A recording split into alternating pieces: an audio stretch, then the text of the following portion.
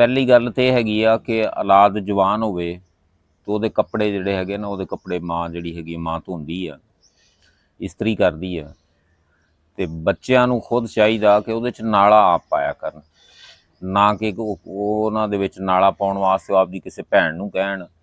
ਲਾਡਲੀਆਂ ਹੁੰਦੀਆਂ ਨੇ ਠੀਕ ਆ, ਲੇਕਿਨ ਨਹੀਂ, ਕੋਈ ਇਹਤਿਆਤ ਕਰਿਆ ਕਰੋ। ਨਾਲਾ ਆਪਦੇ ਕੱਪੜਿਆਂ ਦੇ ਵਿੱਚ ਕੋਸ਼ਿਸ਼ ਕਰਿਆ ਕਰੋ ਕਿ ਆਪ ਪਾਇਆ ਕਰੋ। ਦੂਸਰੀ ਚੀਜ਼ ਇਹ ਹੈਗੀ ਆ ਕਿ ਖਾਮਦ ਦੇ ਕੱਪੜੇ ਜਿਹੜੇ ਹੈਗੇ ਨਾ, ਉਹ ਹਰ ਹਾਲ ਦੇ ਵਿੱਚ ਔਰਤ ਨੂੰ, ਬੀਵੀ ਨੂੰ ਧੋਣੇ ਚਾਹੀਦੇ ਆ।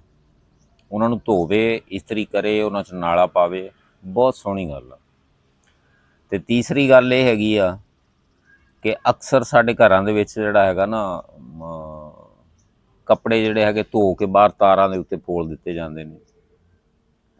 ਕੋਸ਼ਿਸ਼ ਕਰਿਆ ਕਰੋ ਕਿ ਬੱਚੀਆਂ ਦੇ, ਔਰਤਾਂ ਦੇ ਕੱਪੜੇ ਜਿਹੜੇ ਜਦੋਂ ਫੋਲਦੇ ਜੇ ਤੁਸੀਂ, ਉਦੋਂ ਉਹਨਾਂ ਦੇ ਉੱਤੇ ਖਾਸ ਕਰ ਉਹਨਾਂ ਦੀਆਂ ਜਿਹੜੀਆਂ ਸ਼ਲਵਾਰਾਂ ਹੁੰਦੀਆਂ ਨੇ, ਉਹ ਇੱਦਾਂ ਫੋਲ ਕੇ ਉਹਨਾਂ ਦੇ ਉੱਤੋਂ ਦੀ ਨਾ ਦੁਪੱਟੇ ਪਾ ਦਿਆ ਕਰੋ। ਅੰਡਰ ਗਾਰਮੈਂਟਸ ਹੁੰਦੇ ਨੇ, ਉਹਨਾਂ ਦੇ ਉੱਤੇ ਵੀ ਕੱਪੜਾ ਪਾ ਦਿਆ ਕਰੋ, ਨਾ ਕਿ ਉਹ ਸ਼ਰੇਆਮ ਜਿਹੜਾ ਹੈਗਾ ਨਾ ਉਹ ਕੱਪੜੇ ਤੁਸੀਂ ਫੋਲਿਆ ਕਰੋ, ਨਹੀਂ ਚੰਗੇ ਲੱਗਦੇ।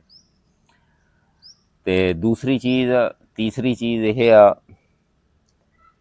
ਕਿ ਦੀਦ ਲਿਹਾਜ਼ ਜਿਹੜਾ ਹੈਗਾ ਨਾ, ਪਿਆਰ ਮੁਹੱਬਤ ਆਪਦੀ ਥਾਂ 'ਤੇ, ਘਰਾਂ ਦੇ ਵਿੱਚ ਕੋਸ਼ਿਸ਼ ਕਰਿਆ ਕਰੋ ਕਿ ਫੀਮੇਲ ਦੇ ਜਿਹੜੇ ਹੈਗੇ ਆ ਬਾਥਰੂਮ ਉਹ ਅਲੱਗਾ ਹੋਣ। ਫੀਮੇਲ ਦੇ ਬਾਥਰੂਮ ਅਲੱਗਾ ਹੋਣੇ ਚਾਹੀਦੇ ਆ। ਇਹ 2-3 ਗੱਲਾਂ ਸਨ, ਦੇਖਣ ਨੂੰ ਤਾਂ ਛੋਟੀਆਂ ਲੱਗਦੀਆਂ ਨੇ, ਲੇਕਿਨ ਚੀਜ਼ ਇਹ ਆ ਕਿ ਇਹ ਬਹੁਤ ਡੂੰਘੀਆਂ ਗੱਲਾਂ ਨੇ। ਅੱਲਾਹ ਤਾਲਾ ਦੀ ਜ਼ਾਤ ਤੁਹਾਨੂੰ ਸਾਰਿਆਂ ਨੂੰ ਇਹਨਾਂ ਗੱਲਾਂ 'ਤੇ ਅਮਲ ਕਰਨ ਦੀ ਤੌਫੀਕ ਅਤਾ ਫਰਮਾਵੇ। ਹੱਸਦੇ ਵਸਦੇ ਰਹੋ, ਆਬਾਦ ਰਹੋ। ਅੱਲਾਹ ਹਾਫਿਜ਼।